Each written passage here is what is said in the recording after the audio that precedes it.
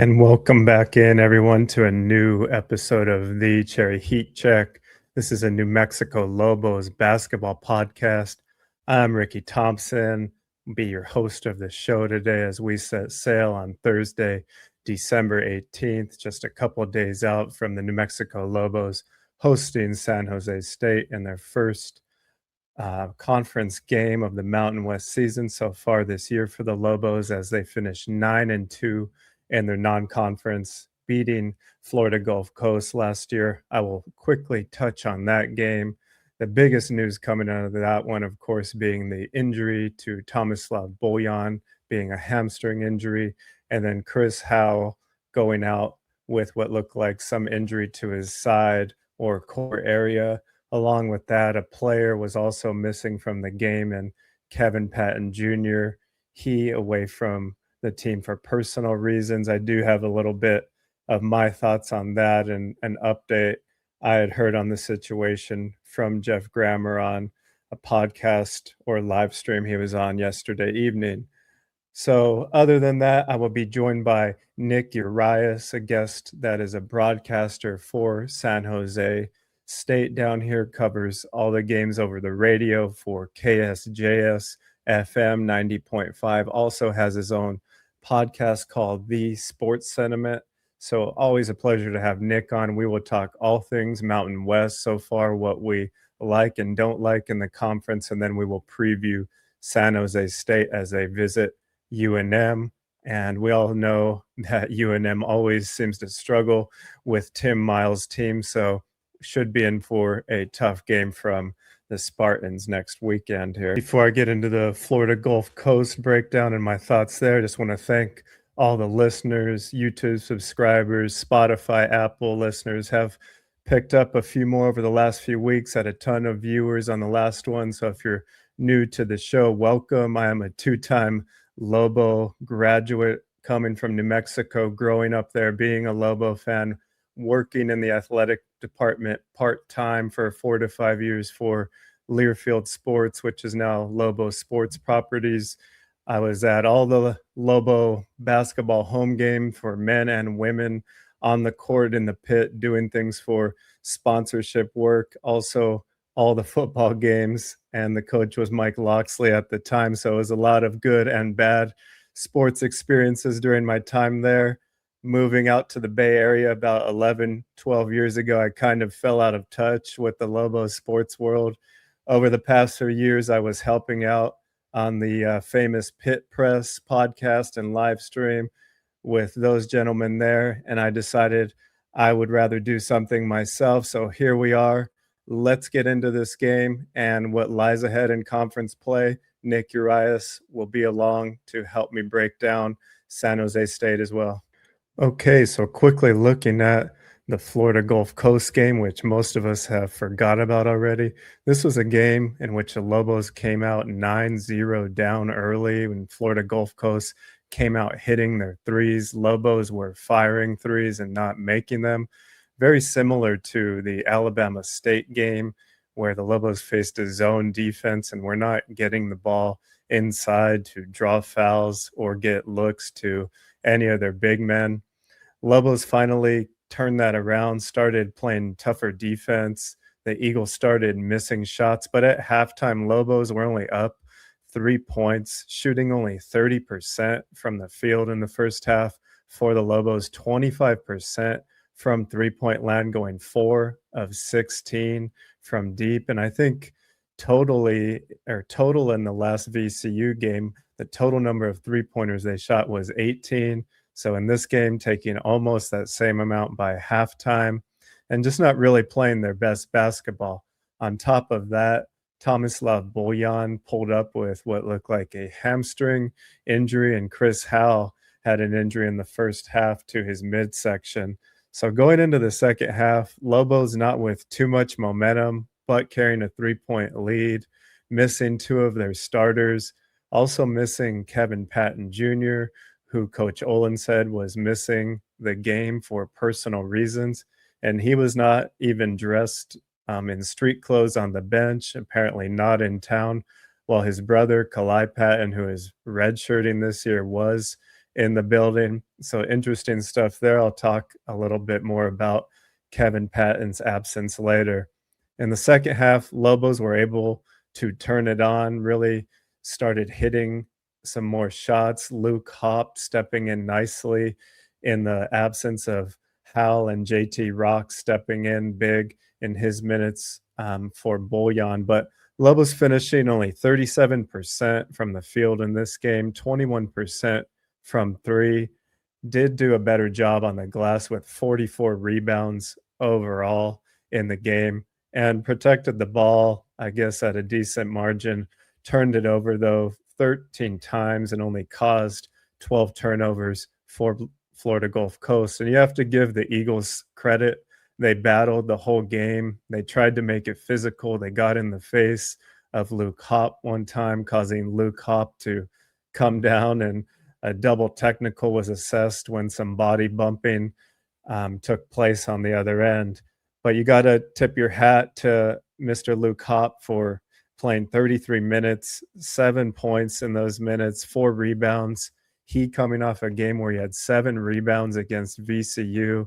Also off the bench, Urias played 29 minutes, finished with 8 points, 5 rebounds. Of course, the highlight dunk where he caught an alley-oop off the inbound pass, beautiful finish at the rim, was the number 9 play on Sports Center that evening for top plays.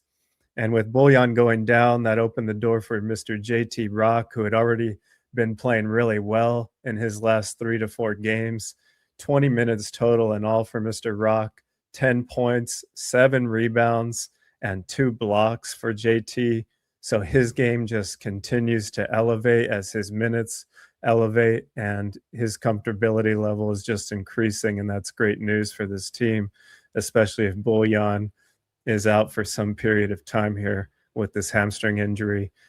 But Antonio Chol stepping up nice in the glass in this one, a guy that I've mentioned multiple times, should be getting higher rebound numbers in my mind, just putting in the more effort to get there because he has the frame, the length, and the knowledge, the smarts to know where to be. It's just about being there and putting in the effort. So 7 rebounds for Chol on top of 14 points for him. Jake Hall, kind of a quieter night by his standards, finishing with 12 points on 5 of 14 shooting overall, but he did have 7 rebounds himself. So great game for him. And Dayton Albury, really the other leader of this game besides Antonio Chol, with 2 of their starters out. Albury really filling the stat sheet here with 4 assists, 3 rebounds, and getting to the hoop 8 times, making 6 free throw attempts there. So as I mentioned multiple times now, Hal and Bullion went out with injury. Their status is still unknown at this point in time for the San Jose State game this weekend on Saturday evening. So we'll just wait and see probably till that point. The bigger news to me is really Kevin Patton Jr. stepping away from the team after the Lobos defeated VCU. In that VCU game, as I had mentioned in the last pod, he only got about 3 minutes, and in those minutes he was in, he made a mistake, and Coach Olin ripped him pretty harshly. Haven't seen Olin go after someone like that, individually that hard this season. Patton sat on the bench and did not return for the rest of the game. And his minutes have probably been down from what he was expecting when he signed at UNM, coming from USC as a transfer where he did not really play last year, but the year before that, having success at San Diego where he was the freshman of the year in that conference. So he probably expecting much more of a role on this team, obviously not filling out the role that Coach Olin and staff want him to play, not making the decisions at a high enough level or at a consistent enough level to get minutes. And it's really too bad because with Hal going out in this game against Florida Gulf Coast, Kevin Patton could have got extended minutes and, experience. But unfortunately, it seems like he must be unhappy at this point. Last night on a new live show and podcast called Another Night in the Mountain West with BJ Rains, Tom Moser, and Jeff Grammer, who was on. Jeff Grammer was asked about the situation with Patton Jr., and Jeff basically said, and I'm paraphrasing here, that Kevin Patton is probably questioning his role on the team at this point and possibly wondering if he will continue to play on the team. So I'm not trying to report news. This is just what I'm gathering from listening to different sources, main source being Jeff Grammer talking about that. So I'm sure we'll find out more in the coming days. But for my own investigative reporting, Kevin Patton Jr. was not on the latest social media videos put out by the Lobos on Wednesday the 17th, where you saw the rest of the players pouring water into a cup for some challenge. I did not notice Kevin Patton Jr. back, so I would not expect him to play against San Jose State. I'm really hoping he does come back and rejoin this team because I think his talent can still be used. Hopefully he doesn't waste this season and decide not to continue playing, because to me, he's the biggest surprise for the Lobos in a negative way, unfortunately, where I thought he could potentially be the sixth man off the bench, getting the most minutes off the bench, and that has not been the case, obviously. He did have a stretch of decent games within the last 4 or 5 games where he played solid 10, 12 minutes, and I thought his role may begin to expand, but unfortunately just has not been the case. Hoping things turn out for the best here for the Lobos and KP. So looking at what the Lobos really did in the non-conference before we look into the conference and beyond here, Lobos finishing 9-2 in their non-conference, of course, going down to Nebraska in that tournament in Kansas City, a game where they were down early. Dayton Albury slugged someone in the face, went out in the first half. The Lobos did battle in the second half and make it tough for Nebraska, the team in Nebraska that's still undefeated at this point. But the Lobos ultimately did not play very well in that game. And prior to that game, they came off against a loss at New Mexico State, which is unfortunately looking worse and worse as New Mexico State continues to slide. I believe 3 losses in a row at this point for the Aggies. But the Lobos were in a close game in Las Cruces, were not able to come up with stops, rebounds down the stretch. Ultimately, was not enough for them to get over the hump. But for the other 9 wins, not every game was pretty. Not every game was played 40 minutes of great basketball. But when you see what they did in the last 2 weeks, defeating Santa Clara, who's now unfortunately dropped a few as well, but a very good team. But going on the road against VCU, one of the best victories, if not the best, out of all the Mountain West teams in the non-conference on the road, maybe outside of Boise State defeating Butler at Butler a couple weeks ago. But very impressive non-conference slate so far for overall for the Lobos. And Coach Eric Olin was quoted after the previous game saying they are happy with the way the non-conference went, but they're not anywhere close to where they want to be, and they know there's still a lot of work to do. And I think that's apparent to anyone when you watch this team, as you kind of see them go up and down, hitting their peaks and valleys. But going into the conference, we just have to hope that they maintain more of a consistent level. Areas to work in for me are taking care of the ball, of course, rebounding, and then three-point shot selection. And it's not just that they're shooting a lot of threes in my eyes in some of these games. It's the type of threes, and all three-pointers are not really created equally in my eyes, no matter how many times Coach Eric Olin says he wants guys shooting those shots. We all know the better three-point looks come off of passes that come out of the paint, off of drives or rotations where the ball is hitting the paint. Multiple guys are touching the ball before a shooter is able to hit it, rather than a quick shot, which sometimes acts as a turnover for the other team because a long rebound often comes off.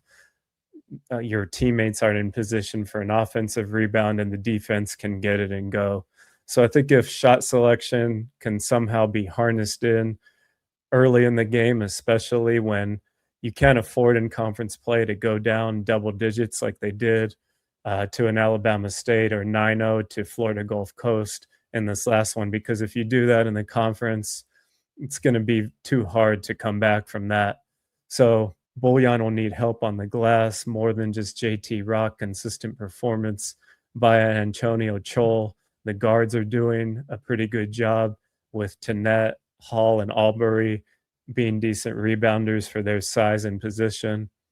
And then just taking care of the ball, where there'll be times the Lobos are on the run themselves and then they turn the ball over 2 to 3, 4 times in a row, followed by a bad shot, almost erasing the run that they just went on themselves. So those are some of the areas I look for them to improve. Hopefully health is not an issue. I'm going to get into a little bit now of what I've liked and been surprised about from the rest of the conference with Mr. Nick Urias from the San Jose State KSJS FM. He's a broadcaster covering all the basketball games down there in San Jose. Also has a sports podcast of his own called The Sports Sentiment, and I will bring him in shortly here. All right, without further ado, I am joined by Mr. Nick Urias here from San Jose. He is a broadcaster for KSJS FM covering football and basketball. I don't know how he does it all. He also covers the Mountain West as a whole on the Sports Sentiment podcast. Nick, how are you doing today? Thanks again for joining the show. Yeah, absolutely, Ricky. Good to be talking with you again. It's crazy. Conference play is here. We were talking about over a month ago, and I can't believe it's already arrived.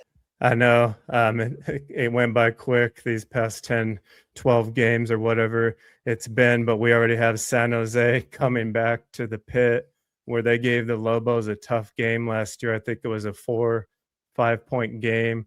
And then, of course, the Lobos going back to San Jose, getting upset. So this has been a good series the past couple of years. We'll get into that game and the next end of our discussion here. But what I wanted to get your thoughts on so far is just bigger thoughts about the Mountain West Conference. What do you think is going on with San Diego State, and could they still win the conference? Yeah, I think there's most certainly a good shot they win the conference. The more and more I watch them, I kind of think like, okay, you're going to slip up on the road a little bit more than what I probably had chalked up in the preseason. Like when they go to New Mexico, when they go to Utah State, even when I think they go to Boise State, they are more than capable of losing those games. Even the Colorado State, just like last year when they dropped that game late, they're vulnerable on the road. I certainly think that. I was saying during the preseason and, during their first couple games, it's almost like they have too much depth. Like they're still trying to figure it out. And I think they're going to be able to take care of a large majority of their games at home, as they always do, because of their defense and their crowd and such. But I think the consistency of Miles Bird is still up for grabs here. Like we need to have him have just a consistent offensive production every single game. This was a problem last year for him, but I wouldn't be shocked if you get performances like BJ Davis off the bench, or if it's a Sean Newman off the bench, because he's starting to get healthier. So it's going to probably be different guys for them every night, but yeah, there's certainly in the conversation here, but I think they have themselves on March Madness aspirations, because Dutcher was all in on that Players Era tournament, and they probably wanted better results from that a few weeks ago. Yeah, I agree. Only coming out with a win over Oregon in that one. Of course, playing Arizona this weekend, which will be a great measuring stick for them to see if they're anywhere near what they think they were going into the season. I mean, they, in their minds and many people's minds, were a Sweet 16 team. That has not been the case. Again, last night, kicking off play versus Air Force, they did not look very good. Only up 3 points at halftime. Miles Bird, I think, only made one shot in the game. So It'll be interesting to see if they can consistently win on the road, like you're saying. But first, they got Arizona. I just hope they don't get blown out like they did earlier this season in that tournament you're talking about. Because over the past few years, San Diego State had these big non-conference wins, right? They beat Houston, they beat Gonzaga. This year, they don't really have one to hang their hat on. It could be Arizona. I would not think it would be, though, from the way things have played out so far. When you're looking at some of those other teams at the top, Boise State has played very strong after their D2 slip up versus Hawaii Pacific. Boise State now being, I think, number 20 in KenPom in defensive efficiency. So just killing teams defensively. The transfer from Georgetown has been good. What do you like about Boise so far? We didn't really get your thoughts last show on the Broncos. Yeah, Boise continues to take care of business. And, they have the D2 loss being one of those three, but the other two were in Maui and the Maui Invitational versus NC State and USC, which were both close games, especially that USC game. So, especially the way those teams are going to, I guess, materialize as we get further into the season. I think those losses are going to only age better for them. Boise's a very interesting team because I wouldn't say questionable, but I was like, okay, they've had really good point guards over the years with Shaver Jr. and Cardenas, and they were so reliant on Tyson Degenhardt, obviously. But how is the Dylan Andrews addition going to materialize here? We saw it with Cardenas last year in his 1 year in Boise. It's like, okay, he knows the Mountain West, but Andrews coming over from UCLA. It's like, okay, how is he going to handle these different environments? And it's very much more an exceeded role. I was a little bit questionable on it early. I think he's started to figure things out a little bit. I'm just more impressed just with the overall depth of this team. Because, when you look at it, I look back at a game versus Butler, Andrews has 20, Javen Buchanan had some big shots. Meadow is there. You mentioned Fielder. He had 16 in that game. But then this kid, AJ Nito, comes off the bench, and he can hit some big shots for him. Spencer Aarons and Pearson Carmichael could kind of give you some big shots as well. So I just like the depth of this team. And I think you're really starting to see for Boise how good of a coach Leon Rice is, because when we saw that game versus D2 Hawaii Pacific, it looked like a mess.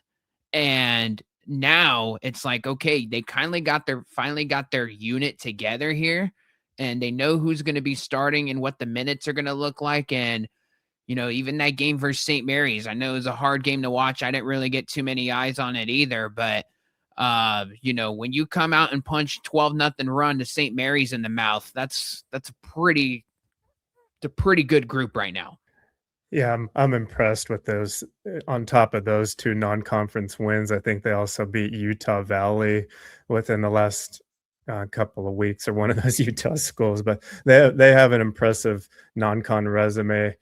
So we'll see if they're sitting on the bubble at the end of the year and people are thinking about that D2 loss, or if they play their self up where they're, maybe an 8 or 9 seed and not on the bubble, and people aren't even worried about that first game, that loss.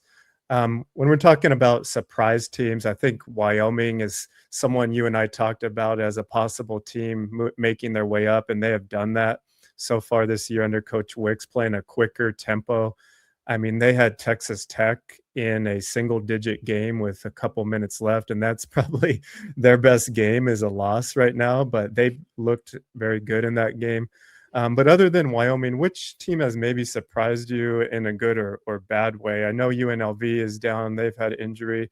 But has any other team surprised you in where they sit after non-conference?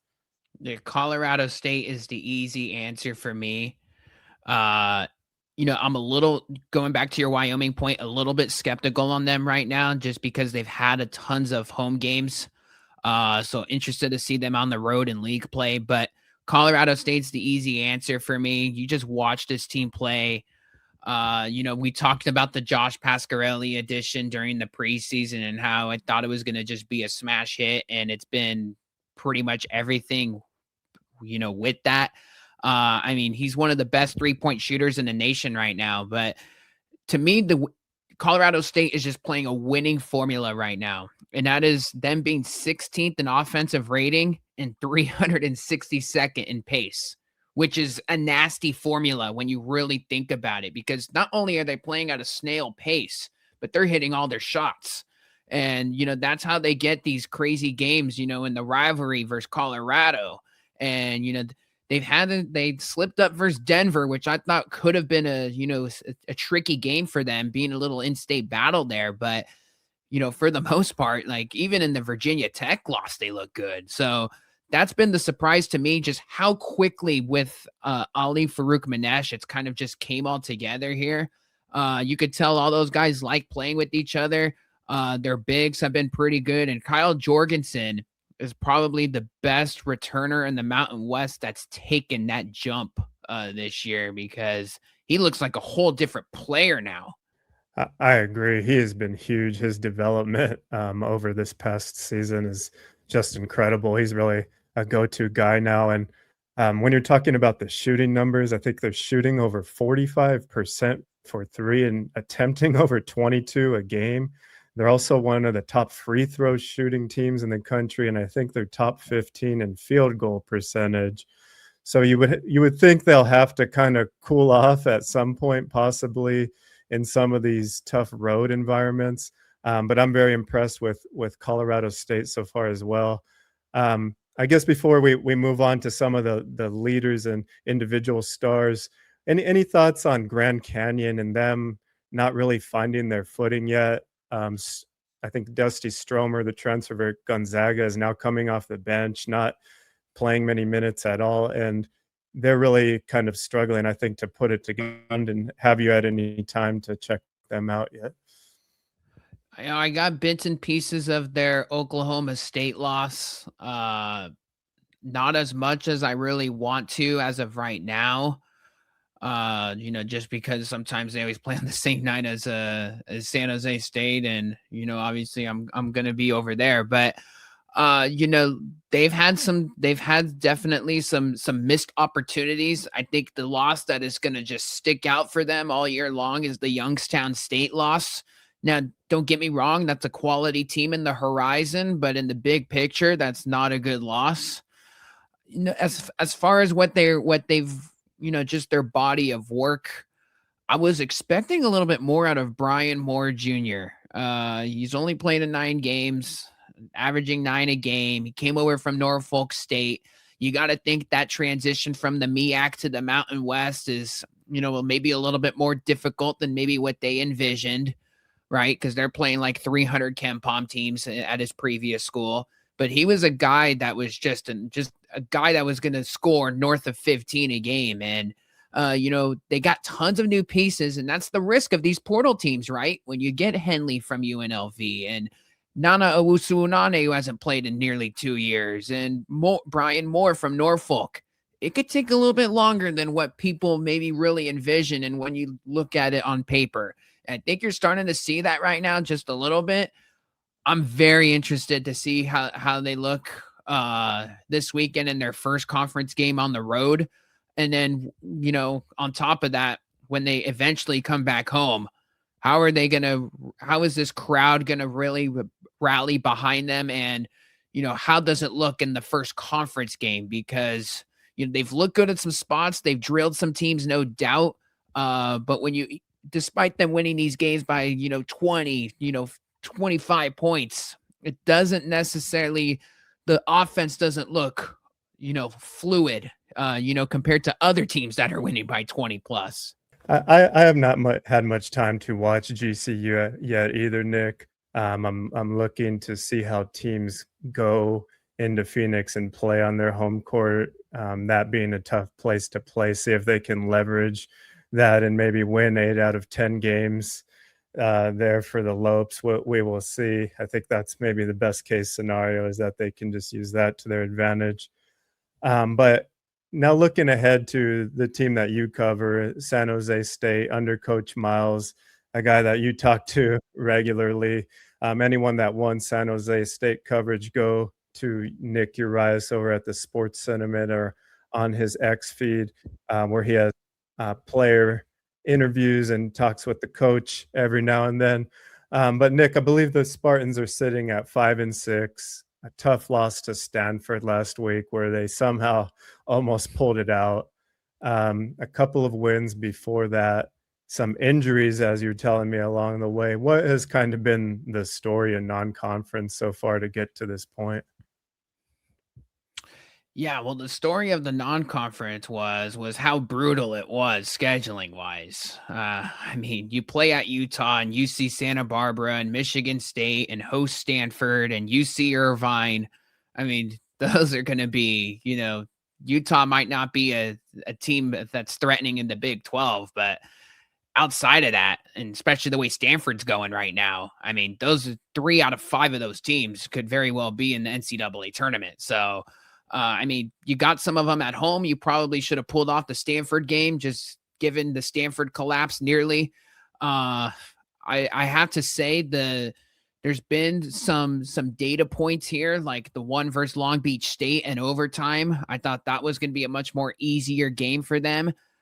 But, I think right now is that this team for San Jose State, they got 2 extremely reliable pieces with Kobe Garland and Yafit Mundi, but this team just can't seem to get healthy. And, the main one has been Javon Hanna. He was projected to be I would say their number 2 scorer this year. He's only played 1 game, and that was the season opener versus Utah. And he's not going to be playing versus New Mexico. I would probably expect him out for another week or so, at least a week, I would say. He's pretty close to returning. And once when you start getting some encouragement there, then their very reliable freshman Ben Roseborough gets injured, who was shooting the cover out of the basketball. He's on a cast. He's going to be out for an extended period of time. And that was a guy that was out 2 years with injury. So he can't catch a break either. So what you saw for Stanford is probably what you're going to get for the next couple of conference games from a rotation standpoint for this team. Just looking at Kobe Garland's numbers, right now he looks like an all-conference player, almost scoring 19 points a game, I think over 4 assists. How fun has he been to watch? Because he's only 6 foot tall, right, and doesn't shoot 3-pointers. How does he score all these points? Yeah, Garland is an inside the arc type of guy. I mean, he's not going to force the 3. If he's got the open 3, he'll certainly take it. But he is a unique point guard where, you see 37%, but then you really kind of dive into, the numbers. There's not that many attempts there.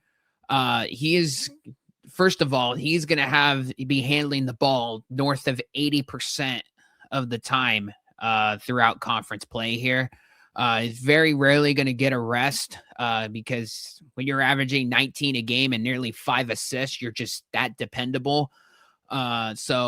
But this is a guy where he's going to get to the line. He is so good with the floater, whether it's from the baseline or at the free throw line. He's either when he's getting downhill on a pick and roll or, just because of the burst of speed that he has, he's either finishing inside with the layup, a floater in the mid range, or he's getting to the free throw line. And he's been extremely efficient. The numbers kind of fizzled out a little bit, but I mean, still over 53%. That is really good. And this was going to be the guy coming in for SJSU this year. And he's been number 1 on the scouting report. And he's been awesome for the Spartans this year. You talked about Yafit Mundi. I believe he plays forward. Can you tell us a little bit more about his game? Is he a down low player? Will he be battling for rebounds, or where does he do most of his damage? Yeah, Mundi, I mean, 6'8", north of 235. I mean, transfer from Iona, got tons of experience out there in the Metro Atlantic Conference. Was starting over there for the Gales last year. And he's been pretty much their guy down low. You're going to see a lot of pick and rolls with him and Garland, just because he does play like the true big. Our other front court piece, Sada Nganga, is much more of a stretch forward type of player. So Mundi might be 6'8", but he's very much like your true big here. I mean, he's been great. I think what a lot of people that haven't seen San Jose State yet are going to realize with Mundi how good the footwork is. And, you could go back and look at the Stanford tape. Some of like the angles that he gets on, when he's kind of near the restricted area are kind of wacky and wild. And the fact that he makes them. So that's going to be a very fun matchup with Tomislav Buljan on Saturday, because I could see those guys going to work. And, San Jose State, from a rebounding perspective, he's their leading rebounder. He's got 8 rebounds a game, but he's been a double-double machine, this guy as well. So expect a big game out of Mundi if you want this game to be any close. Okay, thanks. Yeah, that Bullion being the Lobos' key big, he having an injury in the previous game, a hamstring pull. Be interesting to see if he's at full speed. It sounds like they will need it. But from looking over the numbers of San Jose State outside of the offense, and I do want to mention, is it Jermaine Washington? He's shooting an insane clip right now from 3-point land. His shooting has been increased this year, so I just want to give him love. But because I want to talk about their defense, it seems like the defense has been really bad from the numbers I was looking at. Is there any hope that it could get better, and what's making it so bad right now? Yeah, that's the big thing, right? Because, you could crunch up all these numbers and look at them how you want, right? And this is the issue with kind of relying on stats, because everybody's schedule is going to be different, right? They've played some high-powered offenses. So that Tulsa team that I failed to mention as well hung 81 on them, who's one of the more intriguing mid-majors this year, that no one really saw coming. They played them in Palm Springs. But despite how bad the numbers look, the defense is problematic. Do I expect it to get better? We'll see. Because if the roster is where it's at right now, like, sure, Javon Hanna is going to bring you probably a few steals a game. He's probably one of the better defenders. So when he gets back, and he gets his feet under him, I could kind of see the defense improving a little bit. But is this going to be is there going to be a drastic jump with this team? I would probably say no.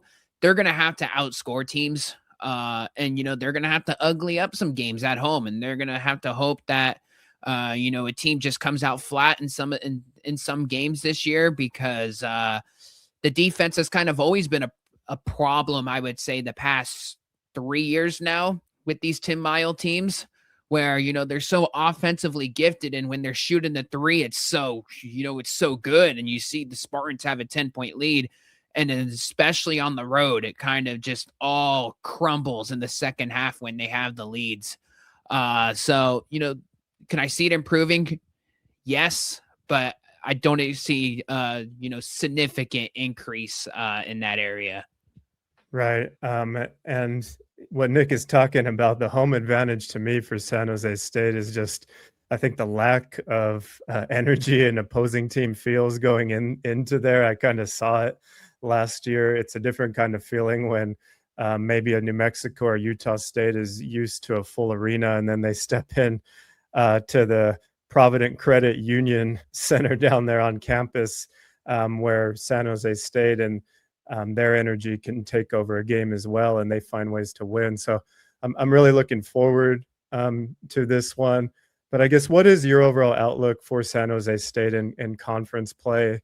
And I guess. Yeah. San Jose State, look, they've always struggled on the road under Tim Miles. And, a lot of teams struggle on the road. Like, you see it. Like, even San Diego State still slips up. And, has like 6 road losses when it's all said and done, to the upper echelon teams in the Mountain West. I just, for San Jose State, it always seems like they get one of the heavyweights every year. Ricky, you could co-sign on it. They got New Mexico last year. 2 or 3 years ago, they got Boise State. They always get somebody. Doesn't matter how good or bad the team ends up being. They were feisting in a lot of these games at home. They took who was it? They took San Diego State to, they had a 15-point lead at halftime. Yeah, to San they Diego had him State. last year. Yeah. Utah State had to shoot north of 55% just to beat the Spartans by 10 last year in the event center. So the home games in San Jose are probably going to be the ones where you're going to want to watch a little bit more. I would be very interested to see them at places like Nevada, UNLV, the Wyoming's kind of the middle tiers. Fresno as well. I think they're a little bit better than what we anticipated. Those are going to be the road games where I think San Jose State has a real shot to win. Probably, if you could go 500 against those middle teams, that's probably pretty good. And you could pull off 2 upsets versus a heavyweight. That would be pretty good. And you could kind of just take care of everybody else, the middle to bottom tier at home. I think that would be pretty promising.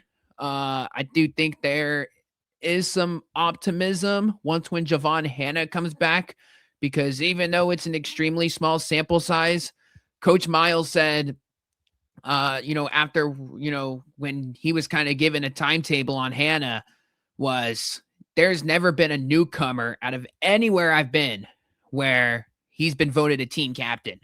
And, even though this guy is on the shelf right now, like Tim Miles, this guy's been coaching for forever.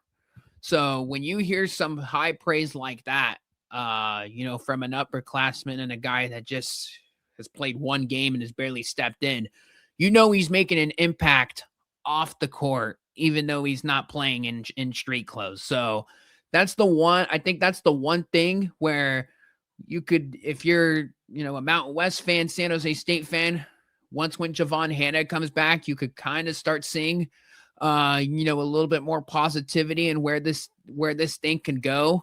But, I was expecting, maybe one more win at this point right now. So, we'll see how it all materializes. You can hear him doing the broadcast for basketball and football when football season is around on KSJS 90.5 FM out here in the Bay Area where we reside. Nick, I hope I will be down there when the Lobos visit San Jose State this year, and the football schedule just came out as well. It looks like the Lobos will also be visiting for football next year, so I'll probably be around there as well. Just want to thank you for your time, and anything else you want to tell the listeners and viewers. And I apologize, Nick, if this quality is bad and the listeners, if Nick looks choppy, I may just be putting out the audio. He looks great nonetheless. But Nick, thanks for joining. Anything to wrap up the show here? Yeah, I'm going to just say, get ready, because Mountain West Conference play is happening this Saturday. There's a bunch of great games on the schedule. There's going to be some great games every night, especially on those Tuesday, Friday night standalone windows. And, this is when coaching really matters, right? You're going to guard play matters, rebounding matters, every possession matters. So you're going to have some great games and some terrific environments. And don't forget, crazy stuff happens. So don't be shocked if you see an upset or two along the way. That's what makes the league so great. Ricky, thank you again for having me on. Hopefully we can catch up down the road when New Mexico's in San Jose State on January 31st, and looking forward to all the games that we got on tap. Appreciate you very much. Again, that was Nick Urias from the Sports Sentiment podcast and KSJS FM covering San Jose. So taking one more quick look at San Jose State as they come into New Mexico this weekend to face the Lobos, led by Kobe Garland, Yafet Mondi down low, Adrian Myers and Jermaine Washington being their main scorers at this point in time, with the Hannah injury. Colby Garland, though, like I just mentioned, and Nick scoring 19 points a game, over 4 assists, and over 1 steal a game. And Jermaine Washington has really stepped up his shooting this year, as I mentioned earlier, shooting over 42% from three-point land. He is a high-energy player that brings it on defense as well, so watch out for Washington causing havoc on the wings. And then down low, like Nick mentioned, Mondi is really their main guy there, averaging over 13 points and 8 rebounds for the Spartans. Again, you can catch our guest, Nick Urias, on the Sports Sentiment, and we thank him for joining. Looking forward, I will hopefully be trying to do 2 shows a week here on the Cherry Heat Check. It has been really fun to see the listeners from all different parts of Lobo Nation, commenters from the East Coast last week in Ohio, Virginia. I have a lot of friends I've met over Twitter, Lobo friends from Arizona, Texas, Colorado, all over. So this is a Lobo show for all Lobo fans, not just in Albuquerque. And that's why I do the show, because I've got to meet so many cool people the past few years just on Twitter and by doing different podcasts, and has really made me feel part of something, and that being Lobo Nation. So with that being said, I'm Ricky Thompson. Thank you guys for checking in with the Cherry Heat Check, and I will catch you on the next one.